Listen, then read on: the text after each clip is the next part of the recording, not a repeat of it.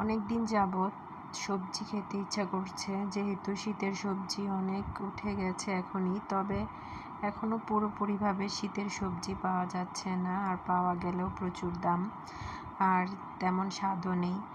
তারপরেও সবজি খেতে ইচ্ছা করছে, তাই ভাবছি আজকে একটু সবজি রান্না করব। সবজি বলতে এটা লাবড়া, আমাদের এখানে লাবড়া বলে। তো লাবড়া রান্না করব, কিন্তু যেহেতু বাচ্চারাও একটু খাবে, তাই ভাবছি লাবড়াতে একটু মাংস দিব। তো মুরগির মাংস নিয়েছি, আর নিয়েছি বাঁধাকপি, তারপর মিষ্টি কুমড়া আর আলু। তবে টমেটো থাকলে টমেটোটা দিলে ভালো লাগতো। তো যাই হোক, আমি প্রথমে সব সবজিগুলো কেটে ধুয়ে পরিষ্কার করে নিয়েছি। এখন প্রথমে আমি মুরগিগুলোকে হালকা ভেজে নিব। তারপর গোল করে রেখেছিলাম আলুগুলিও হালকা ভেজে নিয়েছি।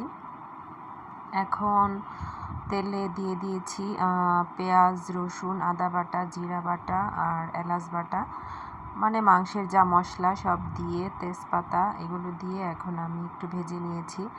তারপর এখানে দিয়ে দিব হলুদের গুঁড়া, মরিচের গুঁড়া আর ধনিয়ার গুঁড়া। তো যেভাবে মাংস রান্না করি সেভাবেই আমি প্রথমে মশলাটাকে কষিয়ে নিব। তো একে একে সব মশলা দিয়ে দিয়েছি, এই তো লবণ দিয়ে দিলাম। এখন মশলাটাকে ভালো করে কষিয়ে নিব।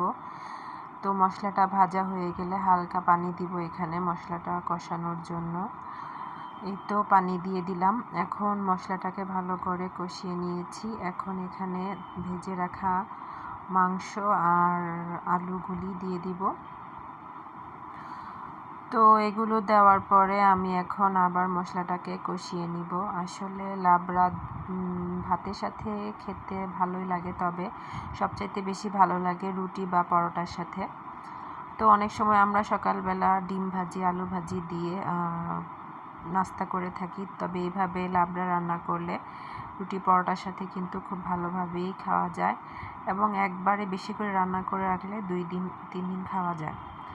তো এখন আমি এরপরে দিয়ে দিলাম মিষ্টি কুমড়া আর অল্প কুচি করে রাখা আলু দিয়ে ভালো করে আবার সবগুলো একসাথে কষিয়ে নিয়েছি।